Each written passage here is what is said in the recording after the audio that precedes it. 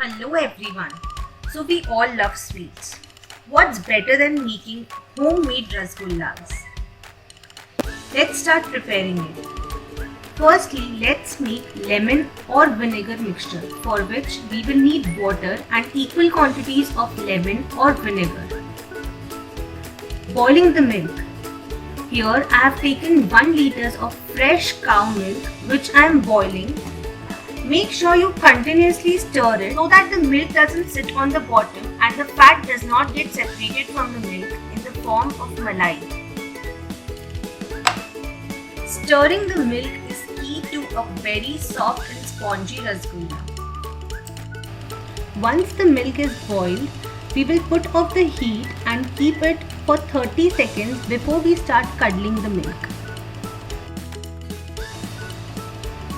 So our milk has been sitting for 30 seconds and let's start curdling it. Start putting the lemon or vinegar mixture that we had prepared 1 teaspoon at a time and keep on mixing it till you find the milk has started to curdle. So our curdled milk is ready.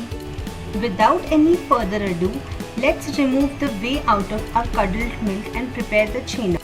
Now strain the curdled milk over a strainer that is lined with a cotton or a muslin cloth. Rinse the chhena with room temperature water. I have used approximately 1 liters of water to remove all the lemony flavor from our chhena. Now strain off any of the excess water and gently squeeze off the water from the chhena. Tie a tight knot and let's hang the chhena for approximately half an hour and let the gravity do its work. By the time our chhena is hanging, let's prepare the sugar syrup, for which we will need 1 part of sugar and 6 parts of water.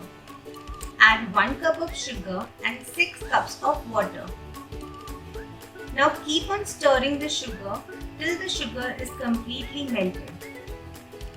Bring this sugar syrup to a boil. By the time our sugar syrup is getting ready, let's knead the chhena. Our chhena was hanging there for about 30 minutes. Now start kneading the chhena with the help of your palm till it comes to a dough-like consistency.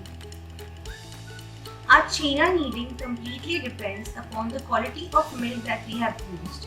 If your milk is really good quality, it won't take more than 2 minutes for you to knead the chhena. Our chhena will be ready only when you find some greasing on your hand.